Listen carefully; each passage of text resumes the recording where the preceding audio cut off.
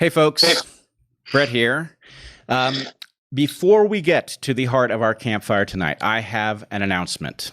This is an announcement about Unity 2020. Now, when I announced the Unity 2020 plan initially, I promised we would not spoil the election. And I said that if, as the election approached, we did not have a viable path to the White House for our ticket, that we would suspend the Unity 2020 project and allow the election to unfold as it otherwise would have. And that is where we find ourselves tonight. So we have made the decision to suspend Unity 2020. Now, let me tell you a little bit about what that does and doesn't mean. Suspending Unity 2020 means that we will not seek to draft our ticket. Now, in the event that some emergency were to unfold in the context of this election, the plan could always be rebooted. But for the moment, we are not going to pursue it.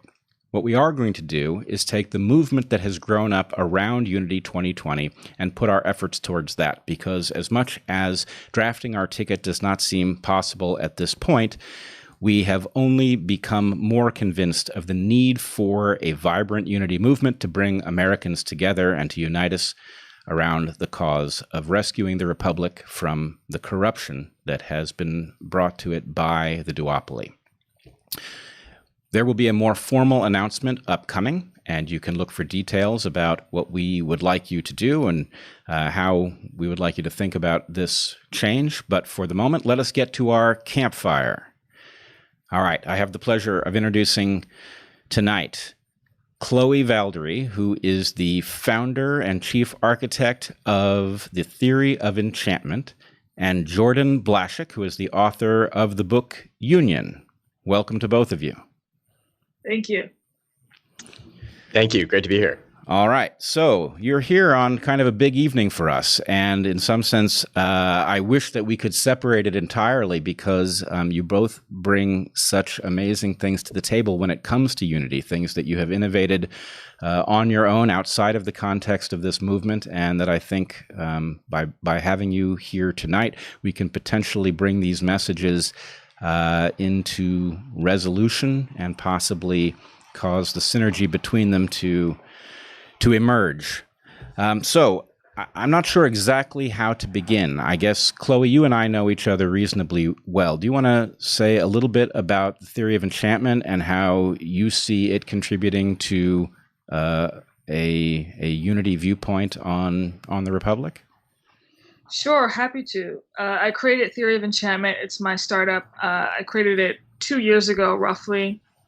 And basically what I do is I sell an entire practice that is a 25-lesson curriculum to primarily businesses to offer them a compassionate anti-racism training. And this anti-racism training, which really emphasizes, best practices in terms of diversity and inclusion, and all the things we think of when it comes to unifying people from different backgrounds and really embodying, I think, the motto of our country, e pluribus unum, out of many one. So that's really the aim of this training, is to really teach businesses how to do that and how to bring that in the workplace. But the beauty of this practice is that it's based on social emotional learning.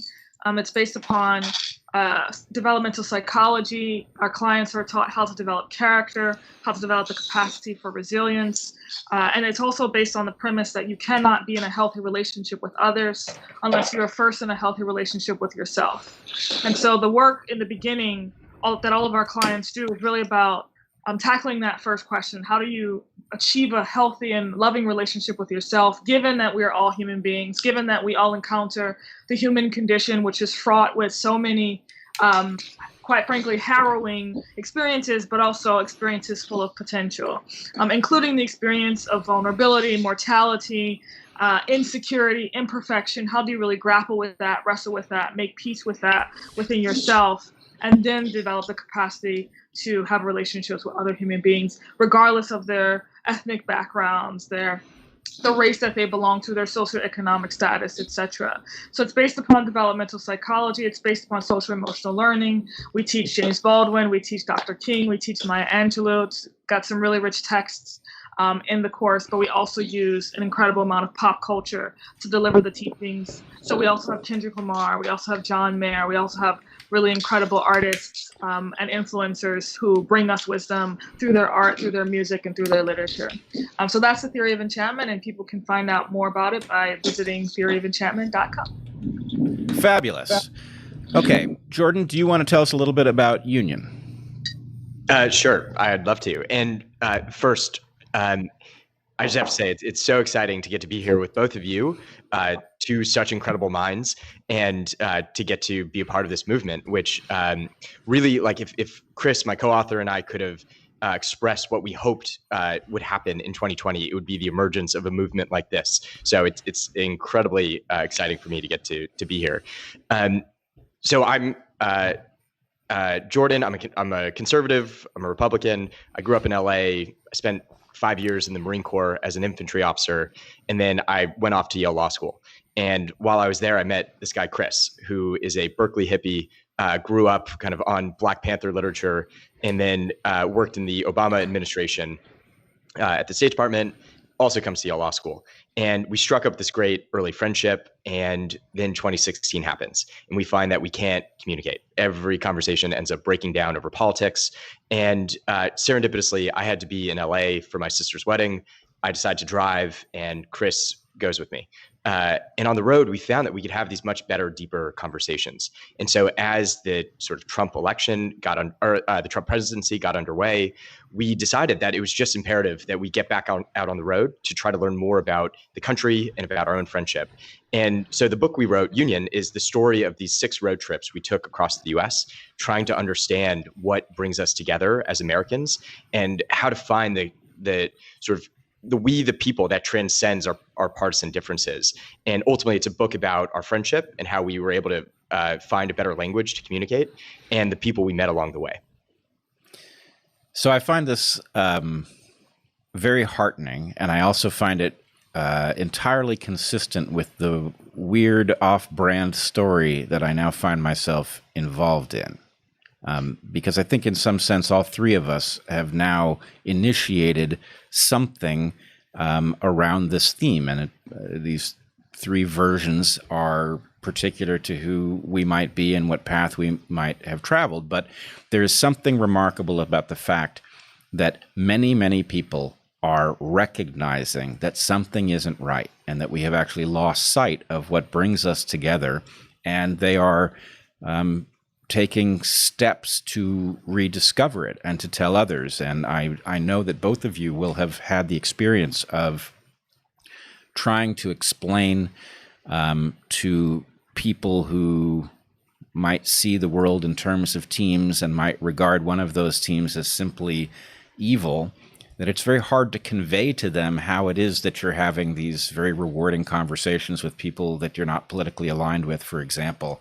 And I guess I'm just hoping beyond hope that the discovery that I think we have all made about how rewarding that is and how much there is that really does unite us, that experience can be spread, that in fact, at some level, that it will go viral. And, if it does, it will not be a moment too soon. Yeah, I wonder if there's a way to employ FOMO,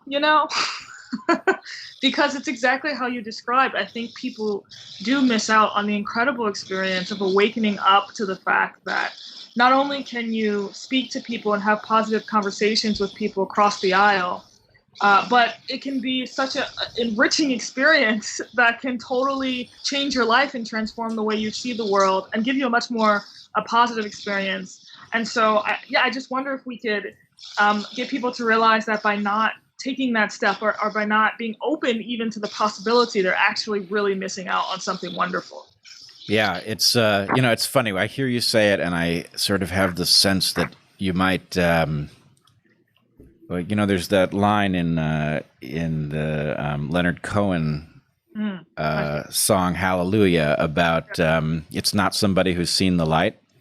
And there's sort of a kind of eye rolling at, somebody who's seen the light. But I sort of have the sense that what you just said reflects a very secular version of this, which is the discovery that the people you've been told are your enemy are actually quite human, and in many places they may have something to teach you, is such a relief, right? Yeah. Imagine a world in which, half the population was really composed of these monsters. That would be a terrible world. And the fact that these people you've been told are monsters are quite human, and if you can figure out how to reach them, that it opens the possibilities for people to talk to that you can have rewarding interactions with massively.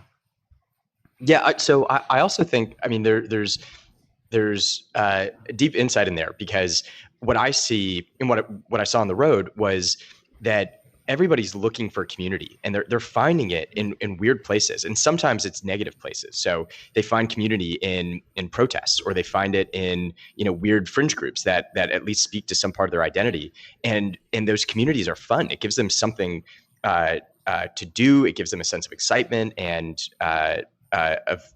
of meaning. And I think we need to do the same. And again, this is what your movement's doing, Bret. But when we were writing the book, I always got this sense of surprise when I would tell people who were viciously partisan that Chris and I were writing this book about finding common ground. And their reaction was never, why would you engage in that project? Their reaction was always, oh, I wish I could go on these road trips with you. And so I think in some sense it is the vehicle that matters. Like how are we engaging in this fun project, not necessarily the fact that we're bridging divides. So I want to add something to what you just said, actually from my biological side. For those who don't know, I'm a biologist. And anyway, there's something that you just said about people finding community in protest, which of course there's a long honorable history of protest, but very often what people are protesting now is other people. And this actually is reflective of, you may have heard that we have a bonding hormone, oxytocin, right? It is released at the moment of birth, and it causes mothers to fall in love with their children. But it turns out that's not the complete story of oxytocin, that actually it's the in-group, out-group hormone. And so it is also the one that mediates our hatreds. And so the discovery that we are built to align with certain people and put our differences aside, and we do so in order to fight others, is frightening. And once you recognize that you're being jerked around by this process, and that in fact the right way to think about it, in our case, is there is an enemy, but the enemy is a process, right? I see the idea that the duopoly is the enemy as a very right idea, but it doesn't need to be, it's not about people. Most of the people involved in that don't know what they're doing. They don't understand they're placing us in jeopardy. They probably, frankly, don't mostly know that they're involved in governmental corruption, right? They just think they're involved in battling a greater evil or something like that. And so if we can take this internal wiring that predisposes us not only to collaborate with some, but to fight against others, and target it at the thing that really jeopardizes us, which are these historical forces, we could actually have a kind of a great human reunion. And it is something that actually the greatest religions have leaned heavily on this. They have pointed out that that to unite with a larger circle is to be empowered by it. Do you, as a biologist, can you tell us, is there a way to hack into the oxytocin process? Let's put it this way. If you mean chemically, I would say we don't need to bother, right? Okay.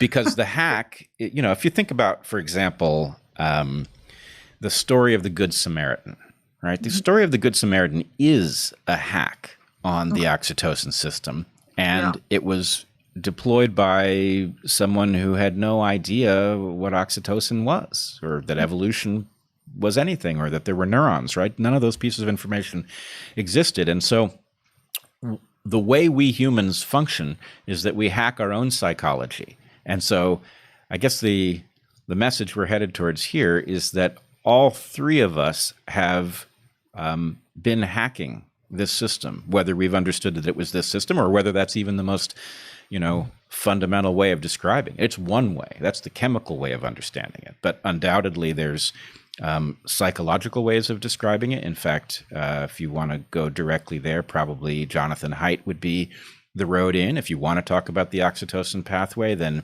Robert Sapolsky would be the way to see it. But really the point is it's all facets of the same stone. And, we've each been working on closely adjacent facets, I believe. Yeah. Yeah, I'm hearing.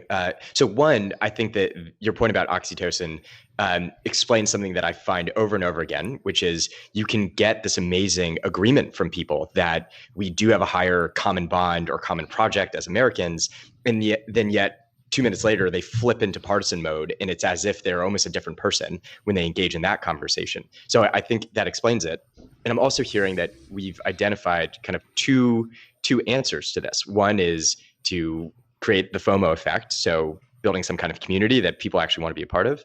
And then two, that story is very important. It sounds like the Good Samaritan point is about how can we create stories that bring out the good side of oxytocin. Mm-hmm. Yeah, it's inherently about story. So this is something Heather and I talk about very frequently, which is that it's really important to get the analytics right, but the analytics never cause people to change the way they behave. What causes people to change in any large scale context is the story that compels them. And, we all know this because you can read about, partisan division, and it doesn't have the same impact as seeing, narratives unfold. So I think your point is exactly right. And we're looking for all of these things, right? We want the analytic side, really accurate. And then we want the stories that are just so compelling that you don't even need to know the analytics in order to get the bottom line message. I'm curious. Go ahead. I'm curious from a biological perspective. So it seems to me that story can bring out different kinds of emotions and reactions. And clearly the one that is dominant in our world today is anger. That like stories and social media just trigger so much anger, and that drives engagement. It makes sense that that's what the media and politicians aim at. And yet, the emotions we want to cultivate are always things like grace, love, humility, which are much harder, but stories can get you there. I'm curious if there's a biological hack for that as well. Well, I would say, the story is a little bit complex because you have to think about what processes it was that made our ancestors successful. And, if there's one thing we can say for any person that exists in the modern era, their ancestors succeeded, in whatever context. So what is it that allowed them to do that? And it's a large library of tools that you bring to bear when particular circumstances reveal themselves. And so, I don't think we do resonate with anger, and we resonate with compassion. We resonate with these things differently. And, you can just simply watch the way these themes are deployed in culture, right? You can watch a movie and you can see how if the soundtrack were randomized, it would strike you as completely bizarre that, vitriolic music was playing during a love scene or I don't know what. But the fact is we are all navigating with this very ancient architecture. And unfortunately, we're navigating increasingly modern stories. And so I think one hack involves just the recognition of it, right? The fact that we know that we have a fight or flight system and that it gets triggered, right, means that you've got a chance at the point it gets triggered of spotting that that's what happens, right? At the point that you recognize that somebody else is the enemy, for a lot of people who come from, the team from which I am a refugee, right? The mention that, you're a conservative would immediately raise hackles, right? Oh my goodness, what is this? This person believes diabolical things. And the recognition that at some level you are doing somebody else's bidding as you make that leap. And that if you want to do your bidding or the bidding of something larger, the bidding of the nation, for example, that you need to sideline that instinct, right? That feels a bit vulnerable when people do it at first, but then you discover that there may be somebody you may not reach any agreement with them at all about political matters, but you may discover that actually they are at least, emotionally deep, and they have values you recognize. And I don't know, Chloe, you and I have probably talked about this before on one podcast or another, but the reward that comes from shedding your prejudice, right? So that you walk into each interaction awake to the possibility that you're really going to like the person on the other side, even if there's some detail of who they are, what they believe that you won't be able to reconcile your belief system with. It's really it's a huge dividend, I would say. Yes, I mean, one of the challenges, however, is I think we underestimate the extent to which, especially in today's political climate, we underestimate the extent to which that is difficult for many people to do, because being able to take that step, I think, requires a level of inner contentment with oneself, and requires an understanding that the person that you're speaking to, the disagreements that you have, even if they are very passionate disagreements, you don't need to personalize them. You don't have to say to yourself, this person holding this other opinion and me talking to them is somehow a threat to my personal identity, right? And so one of the problems is that our identities these days are so fractured and shallow that we overcompensate by fighting for them, tooth and nail, and we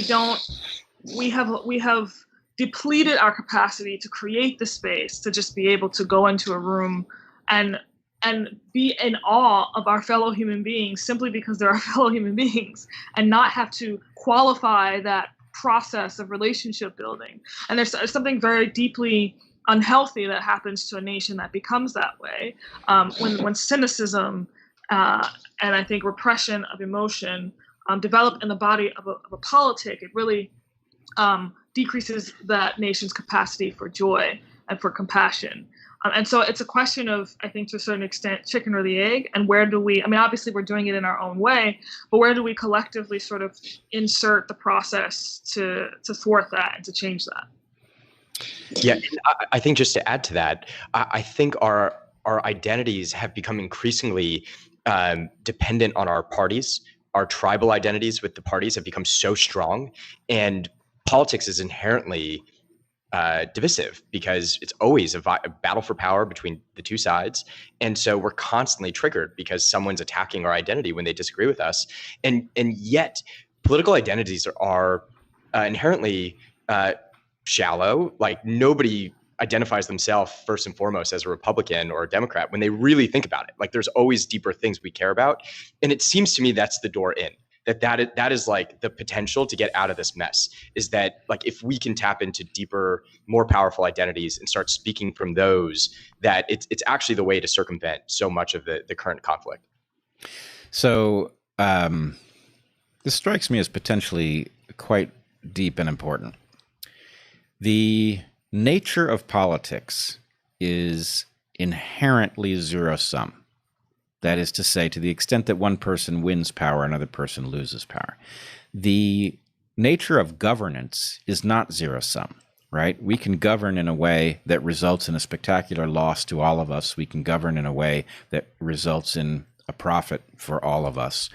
And so there's an odd mismatch. Because politics is inherently focused on the zero-sum aspect, it's as if it has taken over our mindset, and it has caused us to view life in the zero-sum way. And it's simply not true. The fact is, we are, all of us, even those who don't know it, and there are increasingly many of them, but we are all vastly better off, even as dysfunctional as some aspects of our society are. We are so much better off for its presence than its absence, that to be focused on the zero-sum it's a kind of insanity.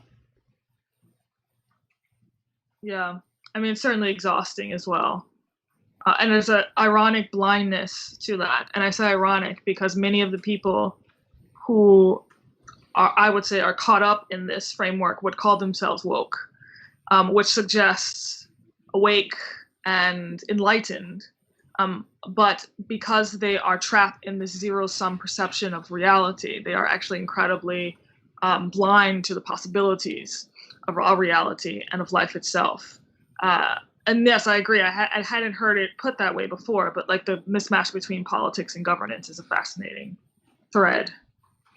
Yeah, it creates a bad model in the mind, I think. So I want to ask you a couple things. You said, I was surprised to hear you say anti-racist up front, because although that is a term that students have applied to me back when I was teaching, and I thought was an honorable thing, I have become aware in the last year about Ibram Kendi's work on anti-racism, and it's one of these terms that has become so dangerous in this instantiation that I don't resonate with it anymore. So when you say anti-racism, can you fill in a little bit what you mean? Sure. So I think it's fitting that your audience know that you were, like, your students gave you the honorable description of anti-racism, which suggests that Ibram Kendi did not invent this word, and since he did not invent this word, he does not get to claim exclusive ownership of the word. So that's what I would say is my starting point. The principle of anti-racism in its most idealized, highest form, I think, is simply dedicating to yourself to creating the conditions that create an equal and just society. So because I think that that's what anti-racism ultimately means, and because I will not concede to the bastardization of the term in recent history, I feel completely comfortable with using it. Now, I teach anti-racism, as I described earlier, specifically through the vehicle of the theory of enchantment. And it is a very holistic, healthy, character building, deeply rooted in the vision of Dr. Martin Luther King Jr. approach to really trying to create what Dr. King called the beloved community, in the workplace in particular, but in societies at large. My understanding of racism is very much informed by my understanding of psychology and developmental psychology. I'm studying the work of both Abraham Maslow, the famed psychology who came up with self-actualization, but also the documentarian Dia Khan, who famously infiltrated white nationalist groups and recorded numerous interviews. Really, I would say, hacked into the psychology and figured out what was happening. And what she describes in several interviews is that racism is essentially a function of a number of factors that are psychological conditions. The first factor is insecurity, or we will say scarcity, often of a material nature, but usually of a psychological nature, which means that a person can be socioeconomically well off, but still be racist, or rather still be insecure spiritually and internally, or spiritually impoverished. So you usually have a blend of scarcity/insecurity. For whatever reason, it could come from anything. It could come from your home life is bad, you don't feel love, you don't have a community. It could come from a whole host of factors. You combine that with self-contempt, and you combine that with an overcompensation for that self-contempt. And what that oftentimes results in is what I call supremacist ideological ways of thinking, or what we know as racism. And so that's racism understood on a micro level. And if we don't understand it on the micro level, we can't really tackle it on a macro level. And so the theory of enchantment works backwards and tries to teach human beings, each one teach one, how to ensure from the micro to the macro that they do not become caught up in this vicious cycle of spiritual insecurity, self-contempt, and overcompensation for that self-contempt, which is why the Robin DiAngelo model in particular of anti-racism is not only ineffective, it perpetuates the very thing it seeks to undermine. You cannot, if you understand that racism in part comes from spiritual impoverishment and insecurity, and you say, I'll accept this silly premise for a second, and you say that all people who look a certain way, who are white, are by definition racist, even if that was the case, which is a silly proposition, but even if that was the case, if your response to that would be, now I'm going to attack rhetorically every white person who I'm consulting with, and I will tell them how they're implacably racist, inevitably racist, and if they disagree with me, then I will say that that's proof of their fragility and of their racism. What I am doing in effect is dehumanizing that person or those people in front of me. That will not fix racism. In fact, that will regenerate the same amount of insecurity that I spoke about earlier, which will feed into that process that actually creates supremacist ideologies in the first place. And I will end this segment by saying, by mentioning a quote that we always teach by Maya Angelou. And she said, if you tell a person over and over again they are nothing, that they are less than nothing, that they count for nothing, they will say to you, oh, you think I am nothing? I will show you what nothing is. And then they will become even worse than what you have accused them of being. And the moral of the story is that a person cannot develop character unless they are valued. So if you want people to change, if you believe that people are perpetuating racism or even prone to prejudice, which we all are, you actually have to value that person and believe in that person and shore up that person in order for them to develop the skill set and the character to really not be prejudiced and to have that inner peace, because again, it goes back to spiritual insecurity, develop that inner peace so that the self-contempt and the overcompensation does not develop. When a person is whole, they can then enter the world and cultivate the conditions in society that create wholeness and inclusivity for everyone, regardless of their race. Beautifully said. Yeah, so beautifully said. And I will, I have kind of an emotional reaction to hearing you say it, right? And it's not like I don't know that this is your perspective. You and I have talked about these things many times on and off camera, but even just to hear it clearly articulated, to have you fight for an honorable definition for the term anti-racism is, there is a bittersweet aspect to it, because we're watching this whole conversation derange over really garbagey versions of these terms. And, I guess the tragedy is that the right conversation is hovering right here, right? Yeah. Right. You have a formulation that resonates perfectly with what I understand from an entirely different background. And we could be having that conversation. And the fact that we are not, that we are deranging over these nonsense formulations, transparently false formulations, it's just a spectacular waste. So I guess, in my position here in this conversation as, the convener around this idea of unity, I would say, this is really what we're fighting for, is to take the high quality versions of these discussions and to have them, right? It's not like sidelining those to, champion what we've done right. There's a lot of work we have left to do, but let's do it properly, right? Yeah. All right. Fantastic. So, Jordan, I want to know a little bit more about, let's start with your relationship with your co-author. So you did what I think, frankly, many people would find unthinkable in the modern era. You got in a car and set off to drive thousands of miles with somebody from the opposite party. How'd you get out of the driveway? It's a great question. When we became friends in 2015, it didn't seem all that weird. 2015 seemed fairly normal, and it felt like we went off a cliff. And I think Chris and I were both just very upset that we couldn't have these good conversations we used to have. And every time we waded into an issue of the day, it spiraled out of control. And what ended up happening was, I think, Bret, you've described it this way, that when you kind of dip your toe into this effort to find common ground, there's actually something very exciting about it.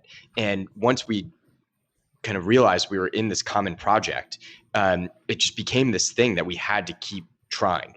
And what we found was early on, our conversation still broke down, but because we were stuck in a car together, at some point you have to go through this mental loop of, well, I'm aggrieved, this person wronged me.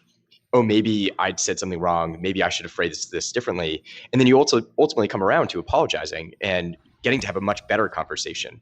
And it was only when we were locked together that we could actually go through that process, find the words to heal, and then try again. And ultimately, I think that the important thing about these conversations is that they are really hard. I mean, we're talking about big, important issues. And so, of course, the conversations aren't always going to go well, but you have to try again. And if there's no space for that, if there's no words to heal, you never get to that second or third or fourth conversation. And in the end, I think it took years on the road, and Chris and I still fight, but we've now figured out how to say sorry and to say I love you despite the difference, and to try again. Awesome. Now, did your position evolve? Did he change your mind about things? And did you change his mind about any? Yeah, it's a good question. So the way we usually answer this is, I'm still a Republican. He's still a Democrat. We didn't change our parties. But we definitely moved each other, and it wasn't like any one conversation did it. It was over time, almost imperceptibly, we would remove stumbling blocks for the other person, and we would find that we met each other in the middle, or even kind of cross positions at various points. Chris will laugh that like he would actually now describe himself as a progressive Burkean, which is like a contradiction in terms, but I've kind of opened his eyes to this other way of thinking about change in society, and on various issues, I've come pretty far left. I believe very deeply in criminal justice reform, and it's very hard not to see all the problems we put in front of people who are returning to society from prison, and not feel like there's something deeply wrong. We have to solve this. And so he moved me on a variety of issues where previously I would have viewed myself as much more of the law and order type of Republican. So we definitely moved each other. It happened slowly over time, almost imperceptibly. Yeah, that's very interesting. Now, you say I'm suspicious. I have to confess, because you say you're a Republican, and I don't detect shame when you say it. And it's not that I think that Republicans especially need to feel shame. I would say the same thing to a Democrat who said that they were a Democrat without some degree of embarrassment. But do you feel at home in your party at this point? It's an interesting question. So, I think there are a variety of policy issues that I agree with on the Republican side. There are also a whole bunch that I don't. What I feel more deeply is that Republicans resonate with the language of patriotism in a way that aligns with how I resonate with it. And so having served in the military, feeling this deep love for the country and what it stands for, the language on the right aligns with how I see the world. And even though there are a variety of things about the Republican Party that drive me nuts today, the fact that is the dominant language they use makes me feel at home. And when I'm around Republicans, I have this sense of comfort that I can use that language without any fear that the person on the other side is going to judge me or accuse me of being insensitive to something or other. And so I do feel at home on the Republican side because of that.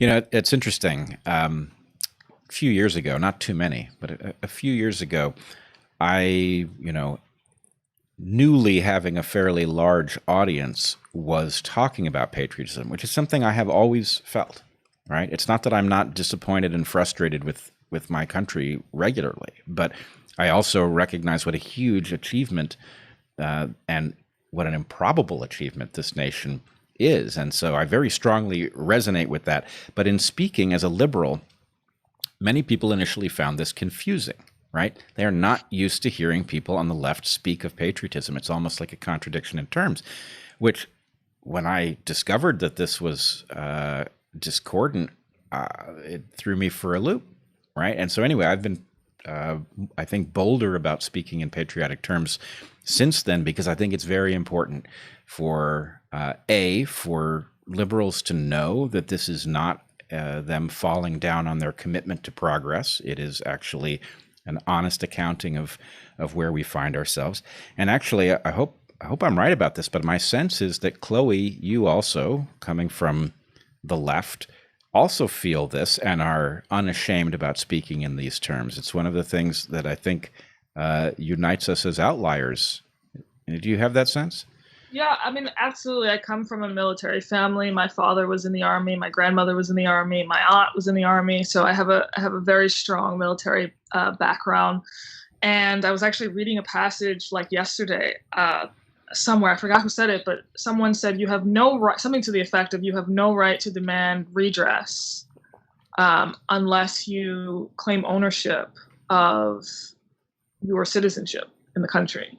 So you can't have one without the other. You have no, on a certain level, you have no right, and I don't mean right as in literal constitutional right, just to clarify, but I mean you have no temerity, or it's kind of an audacious thing to do, to protest, if you do not also take ownership and claim ownership of the honorable title of citizen of your country. And if you don't look at that with some pride and weight. I mean, the reason why one would protest is because one believes that that has weight and that has meaning, and to do otherwise reflects an inconsistency and somewhat of an incoherence in one's philosophical practices or beliefs. So yes, I definitely identify with the term patriotism. I believe in this country. I believe in the promise of this country. I believe in the mission. Again, e pluribus unum, out of many one, which is a crazy idea. I mean, unprecedented in human history, and we take it for granted because we only know what we know.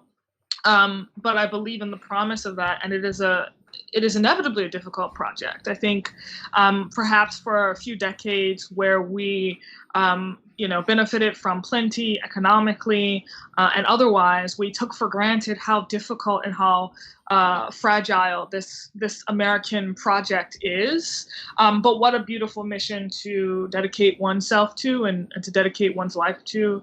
And it will be hard. It is hard. It is difficult. We see that happening now in the nation. And of course, we haven't even talked about how all of this is exacerbated by a global pandemic, and the psychology of that, and it's and how difficult it is to spark that sense of unity, that sense of interconnectivity across political divides, socioeconomic divides, racial divides, given that we are stuck at home and isolated. And so it's a real dilemma to say to a person and to an entire nation that on the one hand, we need to do X, Y, and Z to ensure that our literal health is maintained. We need to isolate. We need to make sure we're not really, staying 6 feet apart and things like that. And on the other hand, we recognize that as human beings, we actually need to be physically together. We need to connect. People are increasingly likely to suffer from depression and from mental health issues with prolonged disconnection. So this is a real dilemma. And it's a real dilemma that challenges the mission e pluribus unum, out of many one. But it also invites us, I think, to come up with new ways to solve that given the crisis. So if ever there was a moment where the American mission was so incredibly important and really being tested, it's really now, and it's up to us to rise to the occasion. 100% agree. And I would I'll take another little biological offshoot here and say, until I was working on Unity as a project, it had not occurred to me that the central brilliance of this nation founded by radical liberals, really, who aspired to something that hadn't been done and built a beautiful prototype.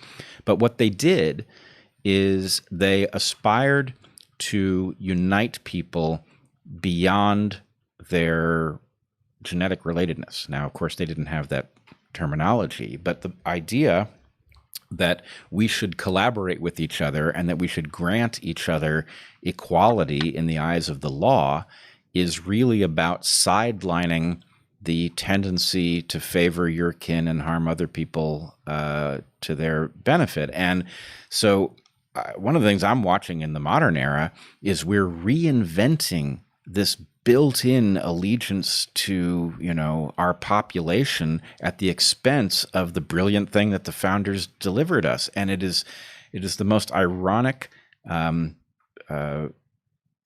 failure you could possibly imagine. All right, but I want to put that on pause, and I want to go back and ask you the same question, Chloe, about how you feel about your party at the moment. Oh, oh boy. It's a great question. I mean, listen, I think that the Democratic Party is really experiencing both growing pains and an identity crisis simultaneously. Growing pains in the sense that it's adjusting to, I think, some of the new challenges, quite frankly, that have been thrust upon us by social media. I think, for example, the new obsession with race is very new. Let me just mention that. It's very recent. And I think it's in part a product of social media. And I think that the Democratic Party is grasping to respond to that. And there are certain strands within the Democratic Party that are not competent in responding to that. And there are other aspects of the Democratic Party that I think are more old school, that understand that while certain aspects of how we talk about race in this country may be beneficial, some of the more zero-sum paradigms that have been perpetuated as something akin to social justice are actually unhealthy. So I think what we're seeing right now is still a war within, maybe war is too harsh of a term, a war within the Democratic Party on that particular issue. I also will say that there are certain elements, I think that there's certain elements of, I'll speak a little bit about sort of the woke factions in the Democratic Party. Because I do think that many of them mean well, and do believe that the way in which they are approaching these very important questions of inequality in America, they do believe that their solutions are just. But what I think is happening is that they're getting caught up in this oxytocin riddled process that you described earlier and are unaware of it. And I also don't think, as someone who is a critic of the president, I also don't think that they fail to realize that if the president is playing a zero-sum game, if the premise is that the president is being super divisive, and stoking divisions deliberately between communities in the United States, the proper response to that is not to do the same thing or to play the same game, essentially. The proper response is to play a different game.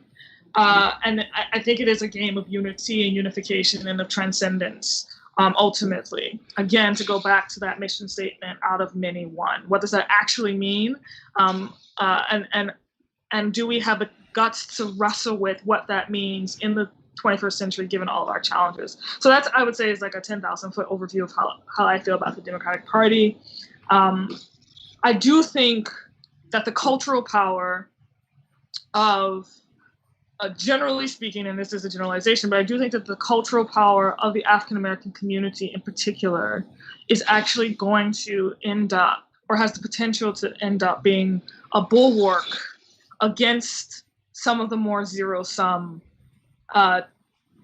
tendencies or threads that we're seeing in the Democratic Party's approach to race. Ironically, I actually don't think Ibram Kendi represents the African-American really literary and artistic tradition, which is not zero-sum at all, which understands that America is a composite and acts as such.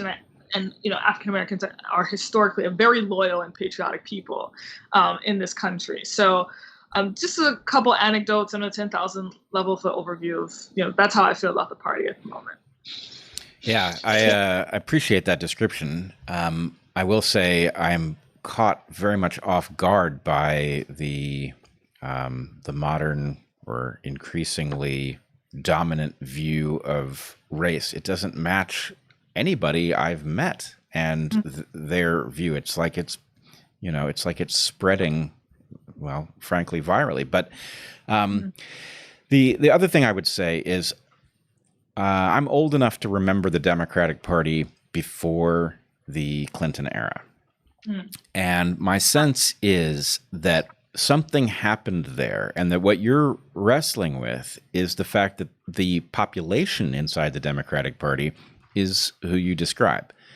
The thing that controls the party, however, is quite different, and I see it almost as a malignancy, right? That the DNC is a malignancy inside a party that, in the world I was born into, the party represented the interests of working people, which of course meant dealing with a lot of these issues, including racial ones. And that at the point that it became an influence peddling racket, at the point it abandoned the working class and it took up peddling influence as essentially a business model, that the war that you are debating about whether or not that's the right term to apply, that's when that war broke out. And so, yes, I would love to see the Democratic Party return to its roots. I really don't expect it at this point. I think the problem is that new business model has been so effective at promoting the interests of those who now control the party that this effectively is going to be a fatal disease for it. But that's not what I want. It's simply what I think I'm seeing. I think it can be hacked. Well, please get on that project immediately, because we absolutely need a party that is dedicated to the interests of working people. And frankly, what's going to happen if the Democrats don't remind themselves of what they really stand for is the Republicans are going to take it over, right? 100%. Well, I have to say, I think I'm getting out over my skis on this one, but I think I see that starting to happen a little bit. It feels to me that a lot of the Republican elite and intelligentsia has actually moved to the Democratic Party, and a lot of working class Democrats are shifting to the Republican Party, and those identities are changing, where the Republican Party is being remade as a working class party. And part of it is because it is speaking to a sense of patriotism, which I think working class people feel, as well as a sense of dignity, that because they are Americans, they're citizens, they have certain rights and privileges as a result.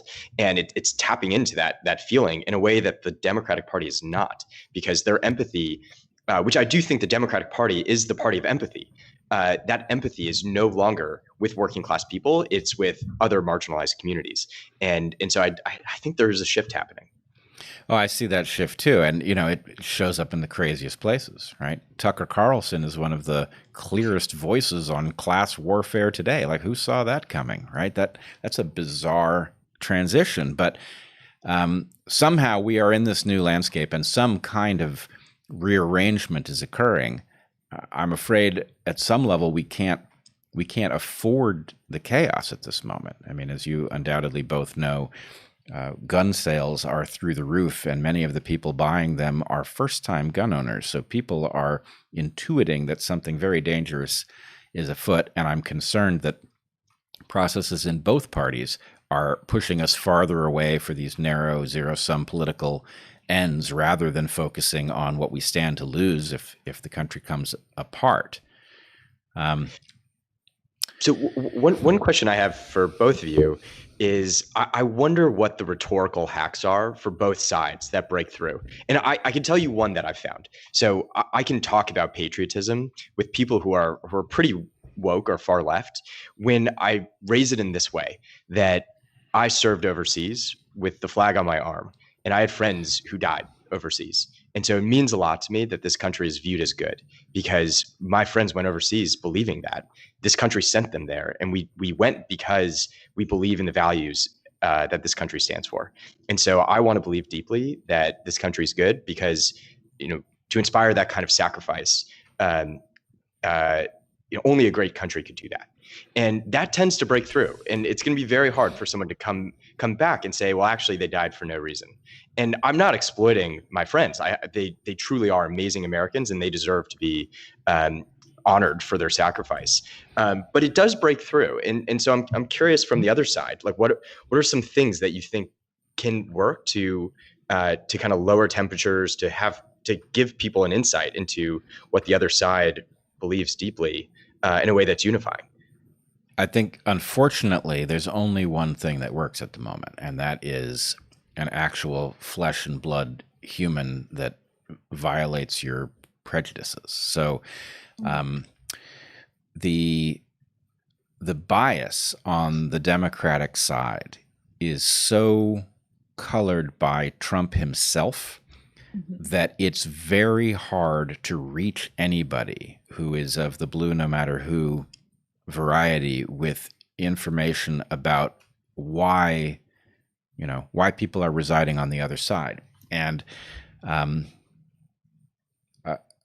my own journey has maybe revealed to me that there's a lot of people on the center right who are curious and willing to talk to, a self-avowed liberal, even a radical like myself, and to be open to the possibility that we might have something useful to say and that we might not be a monster. But on the Democratic side, I am seeing very little willingness to entertain that anybody on the other side is worth talking to. I'm curious about what Chloe is seeing. Are you seeing the same picture I am?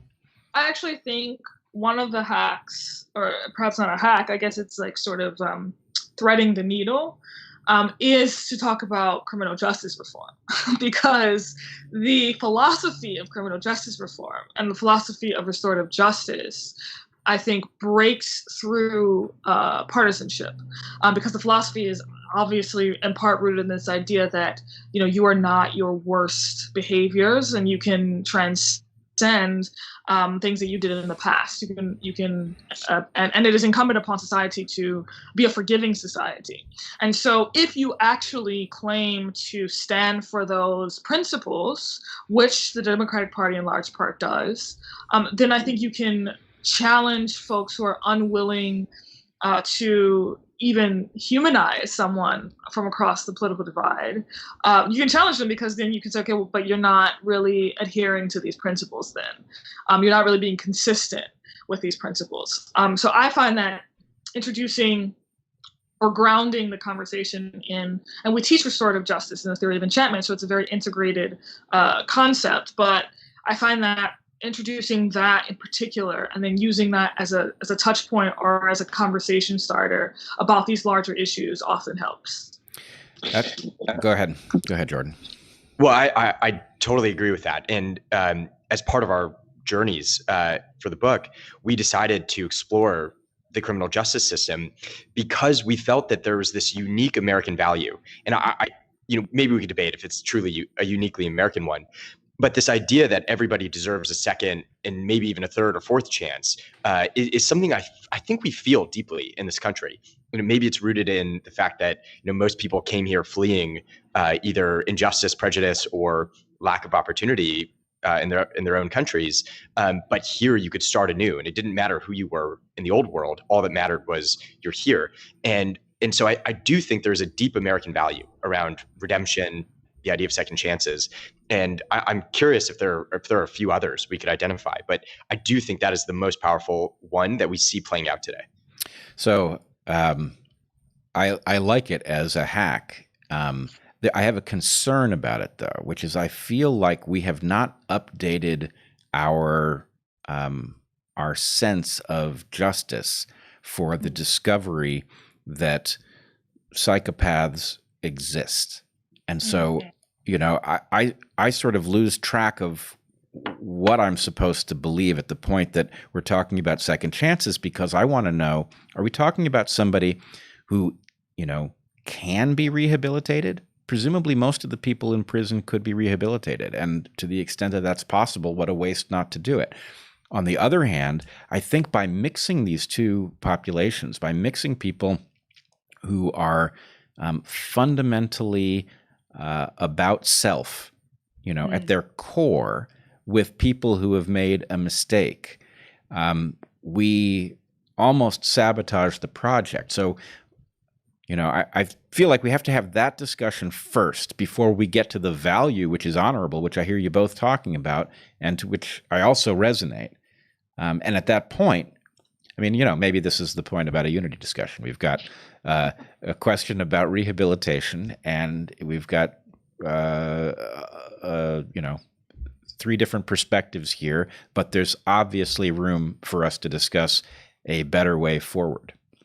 Yes, I don't really think that I think that, first of all, these are conversations that can be had simultaneously. The conversation about rehabilitation and the conversation about psychopaths, number one. I actually don't think that they're necessarily separate conversations. I think that if you look at other countries that have, I think specifically in, I'm not going to say the countries because I feel like I'm going to get this wrong and need to be fact checked, but certain countries in Europe have done, have taken certain approaches with criminal justice reform.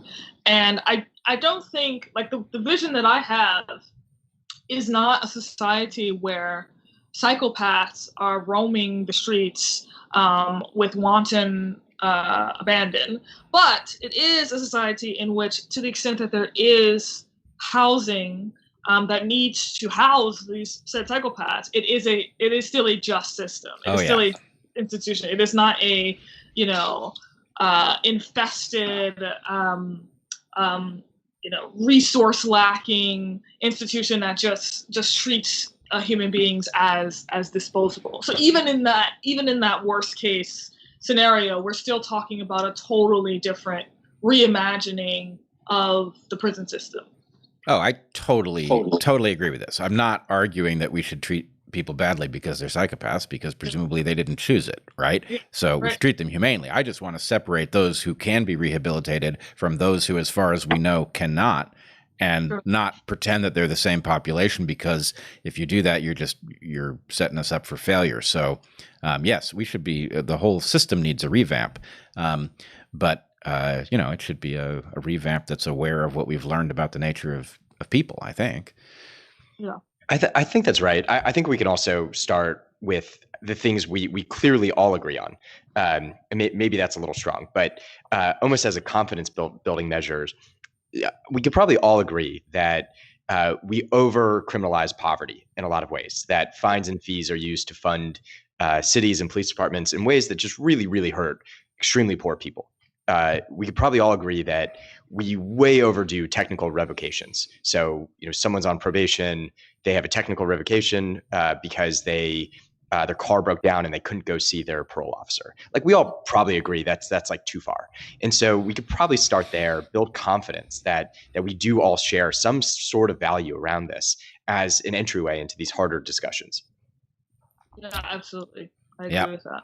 Oh, this is, we are beautifully evidencing the nature of a unity conversation, which is that there's just so much, even amongst people who fundamentally disagree because they're on different sides of the spectrum, we mostly agree on what reasonable is, because that's the nature of reasonableness.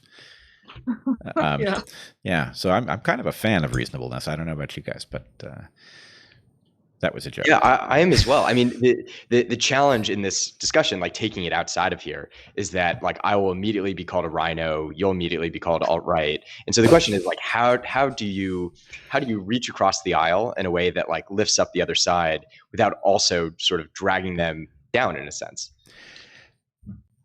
I feel like I can tell you I have a whole style, I guess you could call it, of being on Twitter.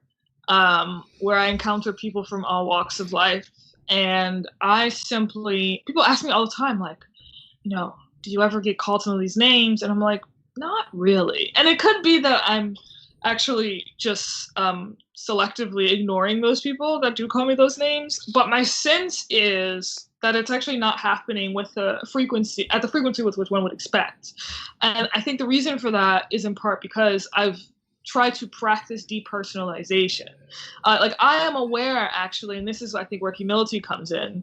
I'm aware that I'm not going to be able to, first of all, the only person I'm going to be able to change is myself, period.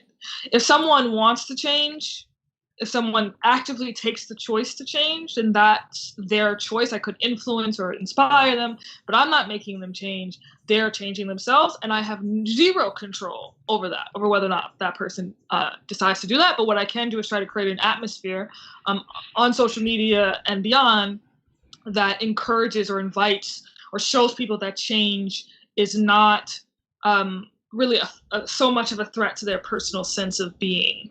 And I think that so many people actually do feel that way on a basic human level. Take politics out of it. Human beings changing is a very difficult thing for us to do. So I think, I depersonalize it. I do not really I take things seriously, but I don't take things personally.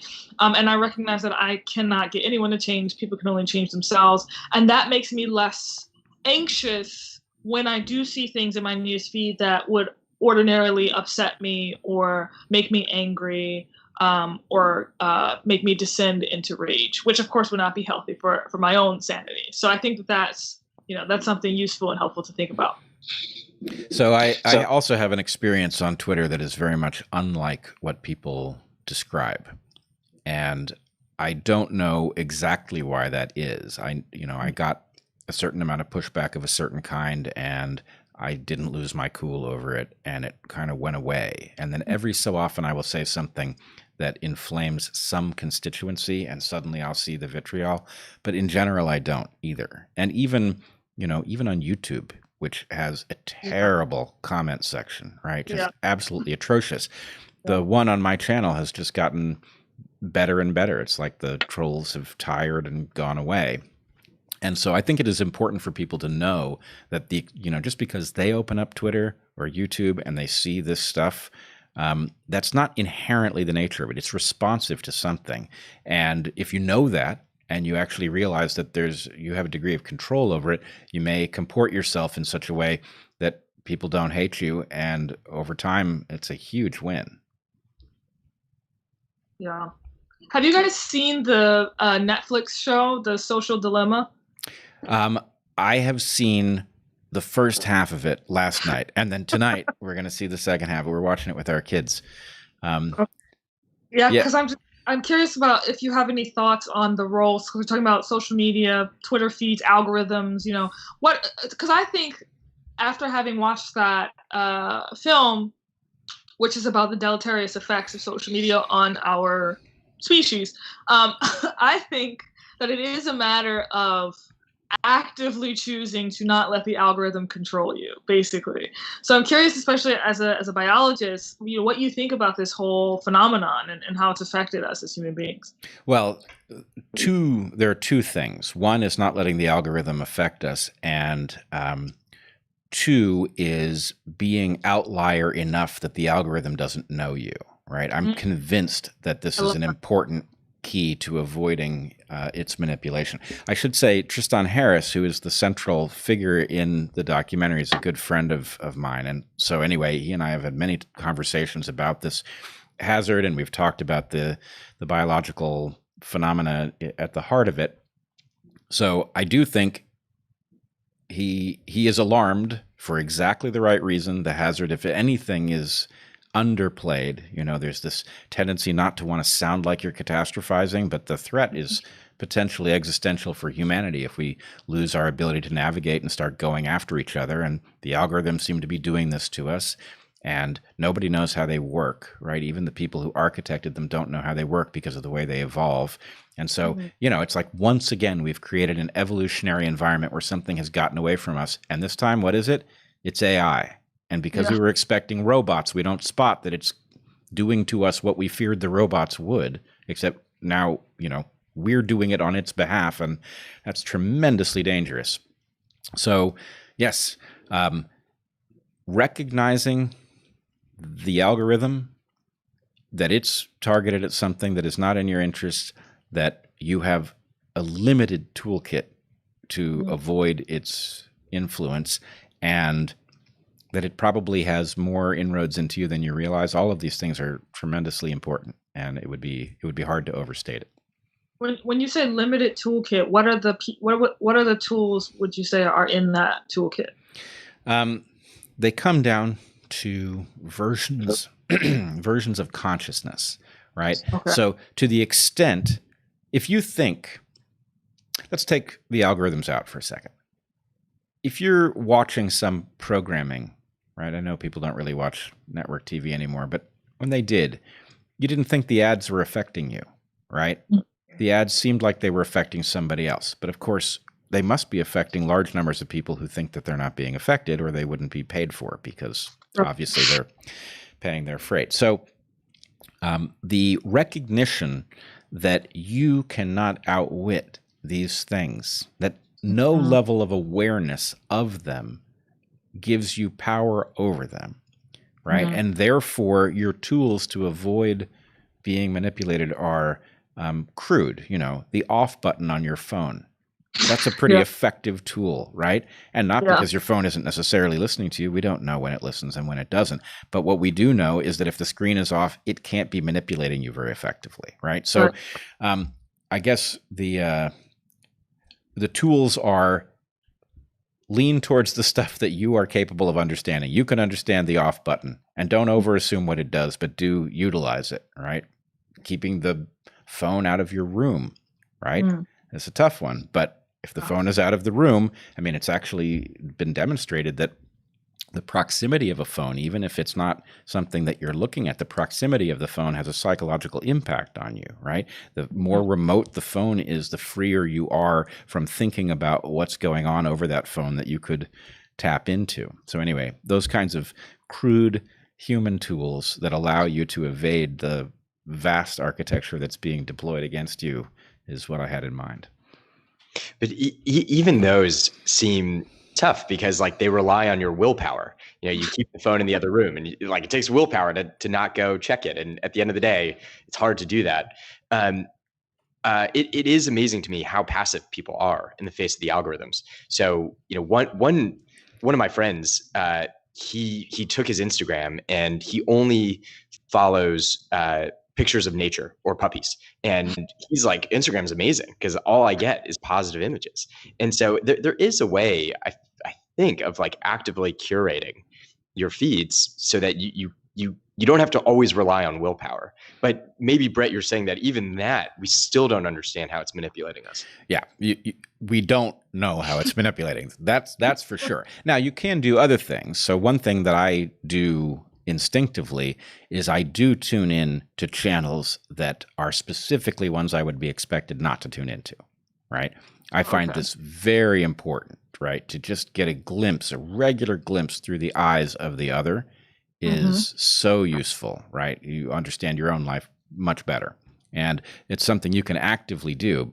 But if you don't do it actively, it won't happen because the algorithms are, serving their own ends by getting you to pay attention to whatever's in your filter bubble. So, again, another kind of a crude tool. Sign up for those things that are understood to be the other, and you will learn a bit about that perspective.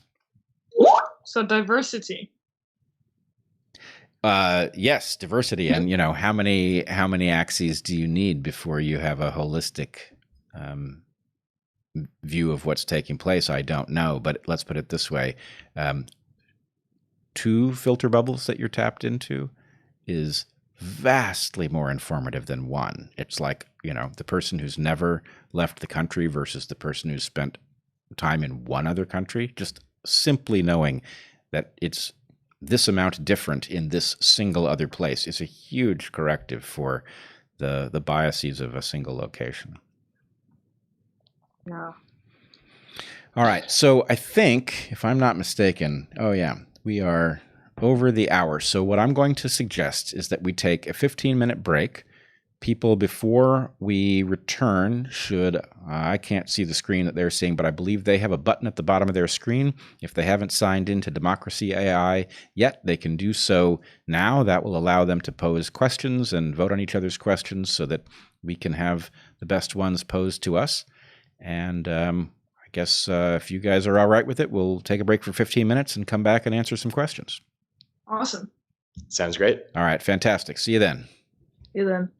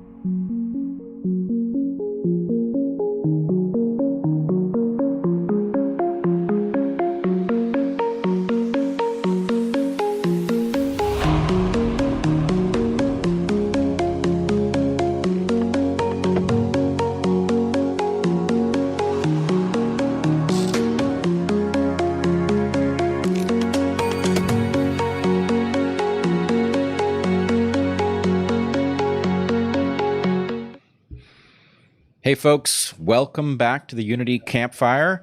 I am with Chloe Valdary and Jordan Blashek, and we now have Elizabeth Sweet with us. Elizabeth, are you here? I am here. Hello. You are here. Excellent. So you are going to be our conduit to Democracy AI, the tool we are using to figure out what it is that our Unity followers want to know from us. And so where are we? People have logged in. Have they begun to submit questions? Yes, they have. And we have our first round of questions. And if you're just tuning in, you can still log on to Democracy AI and complete the onboarding questions. And then you'll be able to ask your question in the next round of question gathering. So this first question, our most popular question, is how should we brand Unity moving forward? How should we brand Unity moving forward? Well, for my part, I will say I think from the beginning we've been talking about Unity 2020 as a plan and the Unity movement. That's certainly how we talk about it frequently inside of the movement. I think Chloe has talked here a couple times about e pluribus unum, which is a concept we've also found quite resonant. Do you guys have a sense for, is there an overarching I hate the term brand. There must be an authentic alternative to that terrible term. But is there some concept that you think we should build the Unity movement around beyond Unity itself? I do like out of many one. It's also just like there, just waiting to be, really taken seriously and utilized. So.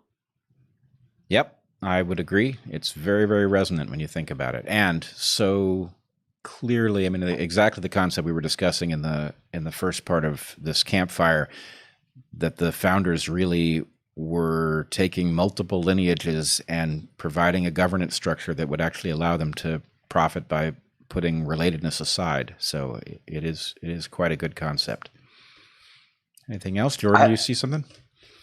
Well, it's not really in branding per se, but I think focusing on the community aspect of it, I think that's what people are really, really hungry for, and feeling like we are part of one big community again.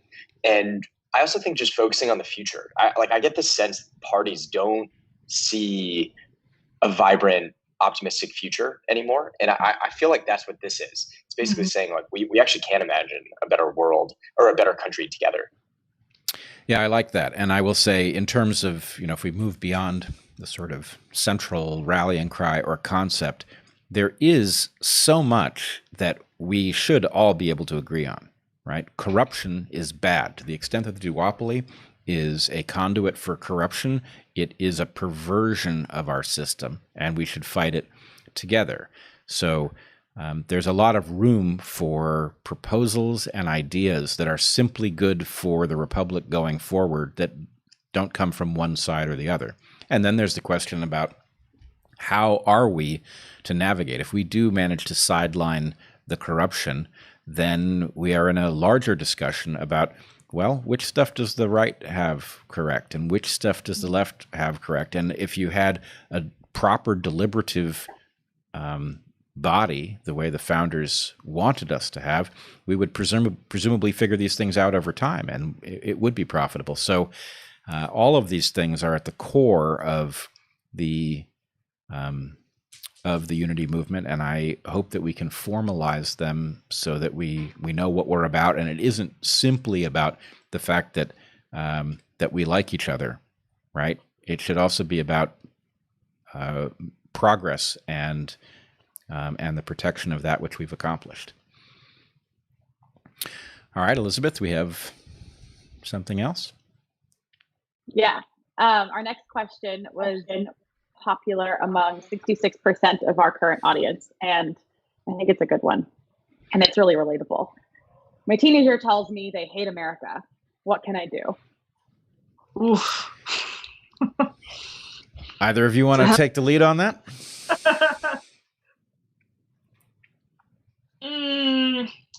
I mean, I'd say, again, I would just really try to draw from the African American tradition, which is a very deeply patriotic tradition, and a very deeply rooted belief in the mission and origin story of the country, despite the fact that the country hasn't always, you know, been the best model of it. The fact that it has articulated this ideal is something that we deeply believe in and deeply resonate with.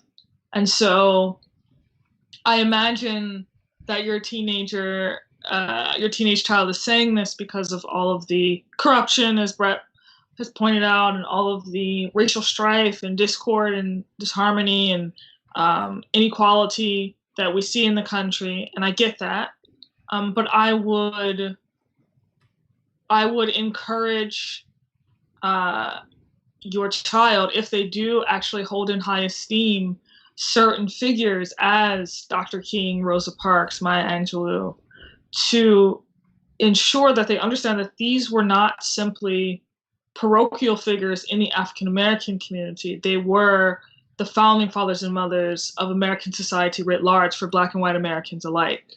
And so when you reject the potential of this country, you reject what they did, and you say that it didn't matter.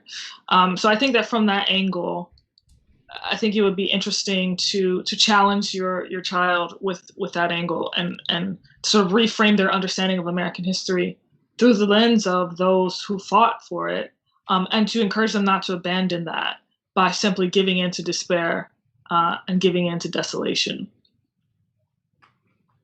Jordan, anything you want to add? Yep. Yeah, well, Chloe, that was an amazing answer. I might add two things. They're definitely not as good as that. But I think one is to try to inculcate a sense of citizenship and ownership. You know, the saying you hate the country is, to me, the reaction of a consumer. It's like, well, you know, I don't like the set of goods that I'm being handed. And instead, you know, as Americans, we get to be a part of this project that extends back to the founding and extends forward to every generation to come. And so to tell, you know, a 15, 16-year-old that you actually get to choose how you want to engage in that project and what you want to contribute to it and leave it better than it was handed to you. So take ownership and be a citizen, I think is empowering and moves them from consumer to citizen. And then the second, and I know not everyone can do this, but I think seeing the national parks and seeing the landscape of America really changes your mind about the country. Like, it's hard not to fall in love with this land when you see it, especially its natural beauty. So I think getting out into the country, seeing some of the parks definitely arouses like a special love. So I want to add a couple things to this excellent list of correctives. One is to talk a little bit about what actually was unique to our founding. And the fact is, much that is laudable elsewhere in the West came from here, right? It was this experiment which spread. So, you know, equality under the law as a principle. Consent of the governed is such a beautiful one. And if your teenager hasn't understood that consent of the governed was really, at least in modern times, an American invention, then ask them, you know, if it isn't the consent of the government, of the governed from which the legitimacy of government arises, what alternative do they propose, right? Because the alternatives are terrible, right? They're all much less just. So that kind of exploration, I think, can be very useful. I agree with Chloe about I would actually say it slightly differently. I would say, for example, that Martin Luther King Jr. was like the late arriving founding father, right? That he is a legitimate founder of the U.S., but arriving late for obvious reasons, and that the fact that the idea of judging people by the content of their character rather than the color of their skin, that is a resonant value that has been added to the growing list of honorable American values, and it's one that we all know. These are all signs that this is a very unique and positive experiment. And then as a counterpoint to what Jordan says, not only is it worthwhile to see the glory that exists inside this great nation, but also travel elsewhere. And it's not that you won't find marvelous things elsewhere, but to understand what it is that things look like under different systems is, it seems to me, absolutely necessary if you're to judge this one. All right, Elizabeth, we have a next question. Yes, so this will be our last question from this round of questions. And while our guests are answering this next question, I will fire the next question, and then I won't say question again. So, so we have a lot of our audience asking about, now that Unity 2020 is suspended, what do we do next as far as 2022, 2024? What does this look like? And we also have other participants or other audience members asking about the essentialness of parties. And so I think these two questions go together in a nice thematic way if you guys want to talk about that in a little bit. And we'll file off the next question. Okay. Do you guys have thoughts? I think this is you, Bret. All right. So let me say, first of all, the most important thing at the heart of the Unity movement is the discovery of the humanity of others and the recognition that we are as if on a great ship that is imperiled. And those who would destroy the ship in the expectation that a better one will come along are crazy, and they're putting us all in jeopardy. And those who recognize that despite our differences, preserving the ship so that we can continue to move forward is essential, that is a concept we have to spread. And I think, the conversation we had in the first part of this campfire is a perfect model for what people sound like when they value each other in spite of differences, when they don't know each other and they're willing to extend the benefit of the doubt to someone else. So to the extent that that is not the nature of interaction in the US at the moment, one needs to innovate it. Right? If you're dreading Thanksgiving because you know that the conversations that happen there are often fraught, then how can you sneak unity through the door? Right? How can you demonstrate to people that you might find yourself arguing with that actually you hear some of what they're saying and maybe even think they might be right, but then there are other places where you think they probably need to hear you, and that exchange is an honorable and a valuable one. All right. Beautifully said. Thank you. Yeah. I mean, really, you both were hinting at many different ways that this works, and I must say I'm really pleased at the conversation we've been having, because it is, if you have an innovative spirit and you don't presume that other people are just simply completely in error or defective at a character level, then you can discover these things yourself. And to the extent that that's what you do, then you're contributing to a unity mindset, which is, I think, if it is a version of enlightenment, and it is a very important one at this moment. Absolutely.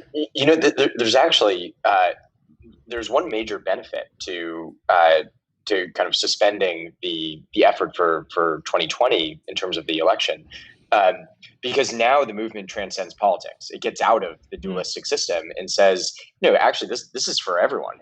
Everybody who agrees to the project of finding common humanity and figuring out how to fix the ship should join. And as long as there's that high level vision, everyone in the movement, there's a call to action to find ways in your own life to advance this, and everybody can do it. It doesn't conflict with your party identification. It makes it, I think, substantially more powerful than it was before.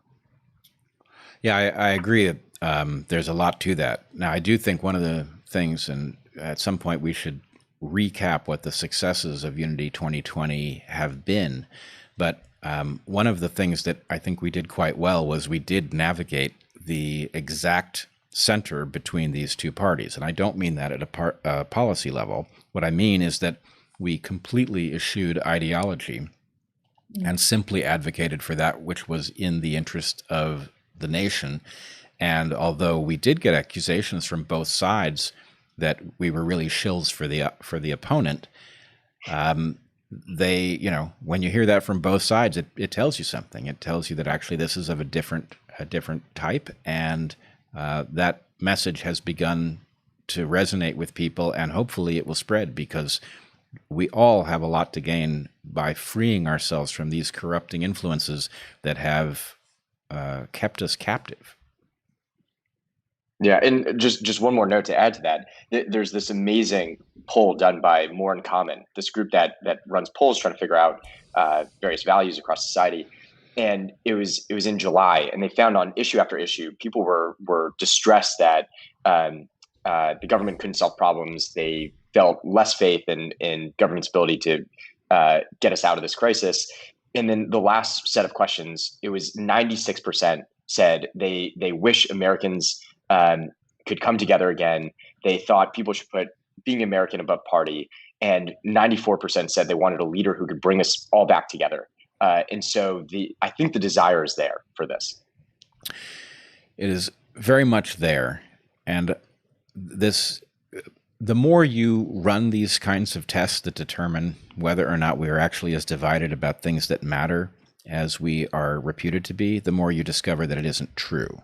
So my favorite of these is the Hidden Tribes report that reveals that something like 60% of Americans are in what they call the exhausted middle.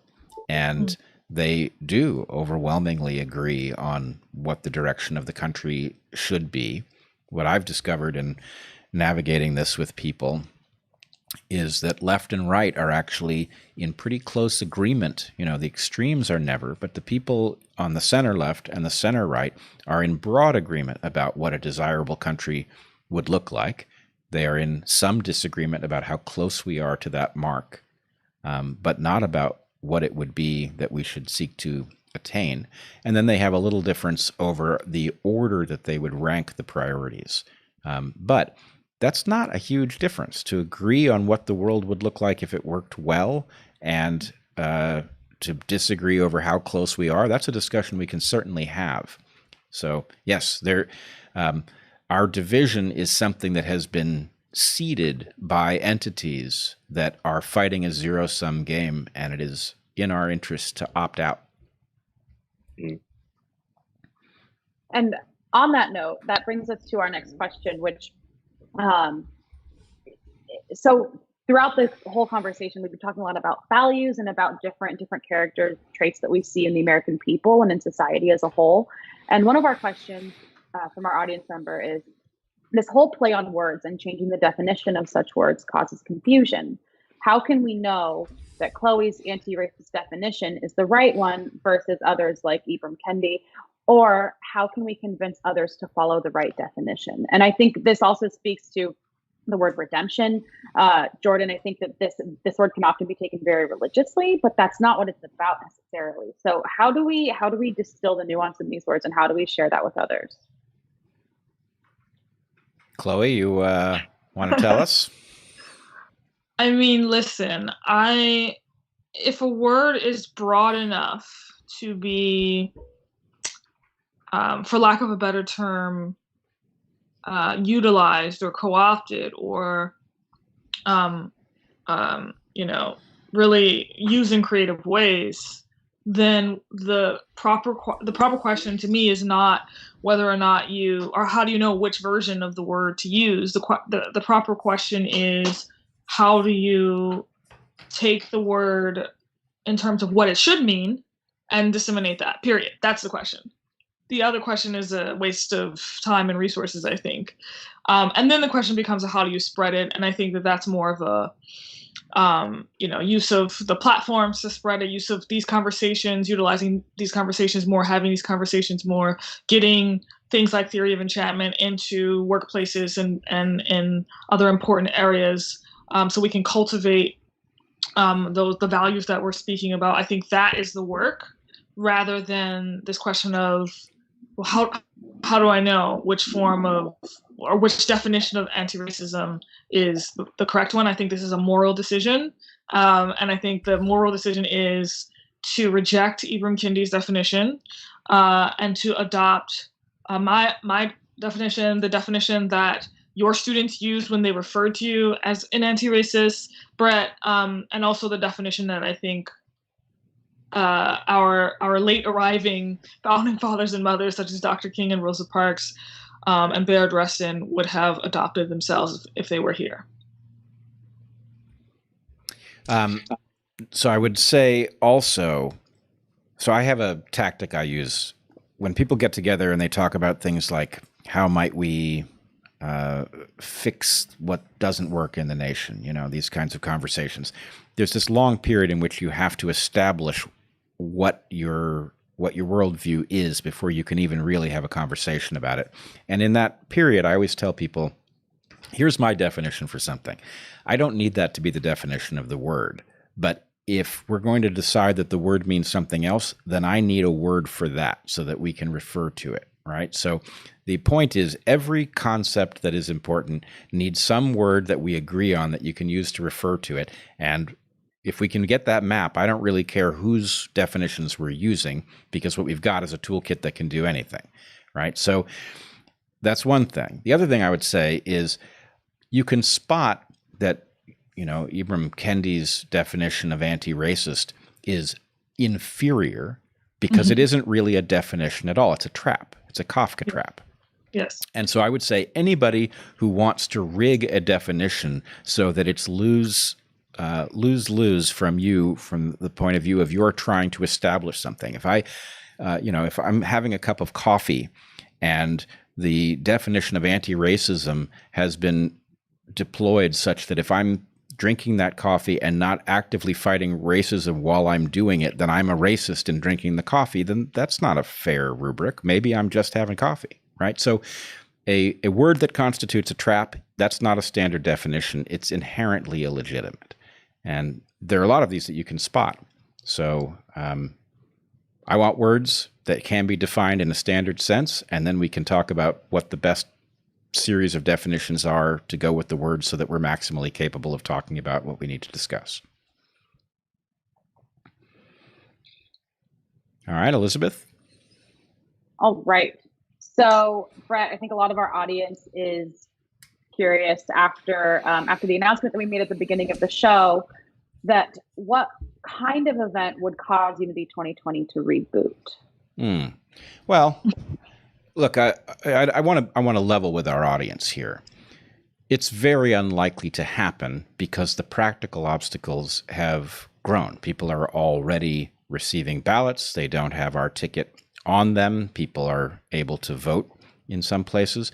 And so you would need an event. Let's say, for example, that something rendered one of the candidates clearly not viable.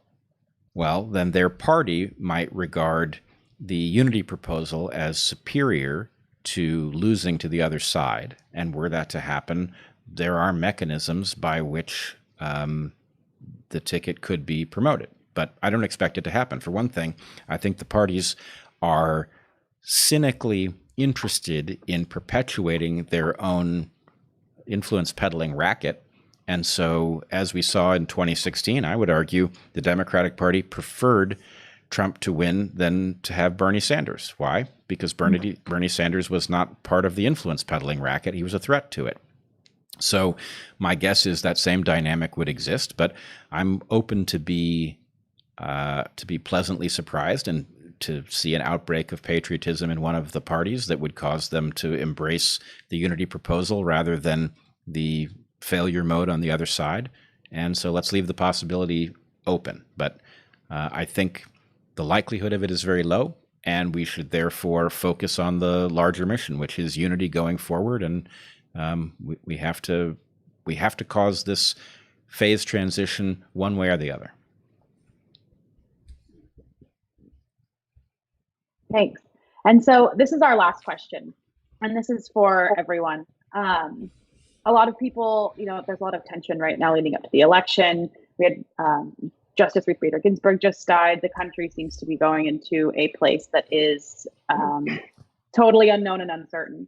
So how can we best approach the election? How can we best approach our families and even ourselves in this time? From the right, from the left, I think we all come from very different perspectives here. And so it'd be really nice to know how are you going to approach the next 50 days? Well, I can start. So I think that the thing I learned from my trips with Chris and that I'm going to try to bring into the election is that in any time we're having these political conversations, there's always a layer of emotion underneath it. And so when you end up getting into these arguments that are sort of tit for tat. I give my argument, you respond in kind. I criticize Biden, you criticize Trump. It doesn't get to the emotional underlayer, and that's what drives the anger and chaos or the derangement of a conversation. And so I think just being very, very sensitive to what emotion someone else is feeling. If you see it bubbling a little bit, take the temperature down and just ask questions in an effort to listen and to try to hear their experience. So that's one. And then second is just to keep remembering that like the ultimate goal is that we can remain part of this project, this one country, this one community, that we have this moral good that we've been handed as a country, and that it has to persist. And so, doing things either before or after the election that detract from that is ultimately going to hurt everybody. And so we have to prioritize unity. I'm clearly preaching to the choir on this one, but I think it's just something you have to keep reminding yourself as the election feels almost existential right now. Yes, and I would say, I would just add to that point that I'm going to try to remember to pause and to be aware of, our brains, which are wired for fight or flight, and which often, I would say, obscures our perception of objective reality. We project often. Too often. I mean, it's how we're wired. It's what we're wired to do. But to be cognizant of the fact that we project, and to try to stop myself when I find myself doing that, or just to be aware of it and call it out. And also to raise awareness to other folks that this is how we're wired. And so let's try to rise above that. But also to remind my audience, in particular on social media, that regardless of what side of the political spectrum they're on, when they are encountering the other side, so to speak, and the people that they encounter are full of rage and vengeance, remember that that is one layer of what's actually going on.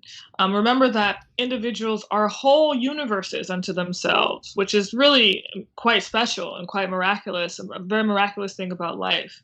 But it's important to remember that oftentimes, I would say probably more often than not, when a person is coming at you with anger and bitterness and rage, there's pain there.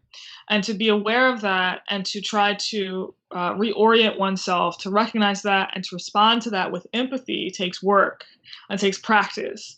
But I think it's all about being aware that what you see on the surface is not at all reflective of the complexity of what's going on within human beings. And of course, social media flattens that experience and makes it harder for us to realize that. But this is what we teach in Theory of Enchantment. We use this concept called breaking the fourth wall, which is of course a theater concept where the actor starts speaking to the audience instead of their fellow actor. But in the Theory of Enchantment, we use it to remind people that the emotional baggage that informs your behavior is often what informs other people's behavior. So just as a quick example, if I know that if I'm feeling insecure, I might start acting on the outward defensive. If I know that about myself and I encounter someone who is seemingly arbitrarily acting defensive, instead of going, oh, what a monster, what a terrible person, I can then ask myself instead, is this person feeling insecure? And how do I attune myself to that and respond to that in a way, exactly as Jordan just said, to put the fire out and to turn down the heat in that moment. So I would encourage people to try to practice that and make that a part of, their ritual, just as a matter of being human. Both your answers are spectacular. So I would add a couple things. One, I would say, to the extent that something like the duopoly and the algorithms have got us divided falsely for their own reasons, right? Whether it's political corruption or whether it's competing one platform against another by inciting rage. You have to ask the question. Let's say you find yourself at Thanksgiving and you're in a bitter argument with somebody over some political matter. I would try asking them, hey, whose bidding are we doing? Right? Are we really having this argument because we are, this unable to find the humanity in each other? Or are we doing the bidding of some entity that doesn't care about us at all, right? So that's one thing. If you recognize that actually you are acting as the agent of something that is not honorable and doesn't care about you, you will tend to stop doing it. And that that's really the core insight. I think, Chloe, you spoke to it very eloquently. The recognition that the person on the other side is, a bundle of circuits, and some of them result in them behaving in ways that they probably don't like, and that extending the benefit of the doubt, as you would ask them to extend the benefit of the doubt to you, is key, I think. So I would maybe leave it at that. But there is a lot to be gained by the recognition that as much as we may differ over things locally, that globally we are trapped on the same rock, and we better get pointed in the same direction mighty quick, or it's going to be a short ride. All right. Well, I think we have reached the end of the Democracy AI portion of the Campfire. Yeah. I very much appreciate all of you. I appreciate your playing your role too, Elizabeth. And I guess announcements-wise, we have Campfire S'mores for those who wish to stick around after the Campfire. I would thank Chloe and Jordan for their participation, and really, I can't say enough. It's very heartening to be part of a movement that brings people like this together. I think you've seen a bunch of unity-minded people, and if you're paying attention, you know that this is what you want to be part of as well. So be well, everybody, and good luck to you. Be well.